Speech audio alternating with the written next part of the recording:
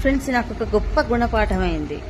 ఎవరైనా బాధలో ఉంటే, ఎవ్వరు కానీ బాధలో ఉంటే అవునా అయ్యో అనాలి, కానీ వాళ్ళని మాత్రం ఎట్టి పరిస్థితుల్లో పాపం అని మాత్రం అనొద్దు. అదొకటి మాత్రం నేర్చుకున్నా. నాకు చాలా హెల్పింగ్ నేచర్. నేను కాదు అని నాకు నేను గొప్ప చెప్పుకోవట్లేదు, కానీ ఎవరికైనా బాధ అనిపిస్తే మాత్రం వెంటనే నేను అక్కడికి వెళ్ళిపోతా. అదే నాకు పాపం లాగా అయిపోతుంది ఈరోజు. అలాంటి వాళ్ళని ఈరోజు కనీసానికి ఒక ఫోన్ చేసినా ఫోన్ ఎత్తారు, మెసేజ్ పెట్టినా రిప్లై ఇవ్వరు. వాళ్ళని నేనేం సాయం అడగట్లేదు, లేదా నా ఛానల్ చెప్పండి మీరని చెప్పట్లేదు. నేను ఛానల్ పెట్టింది టైంపాస్ కోసం మాత్రం పెట్టుకున్నా. నాది వీడియోలు నచ్చకపోయినా ఎవరో ఒకళ్ళిద్దరు వస్తున్నారు.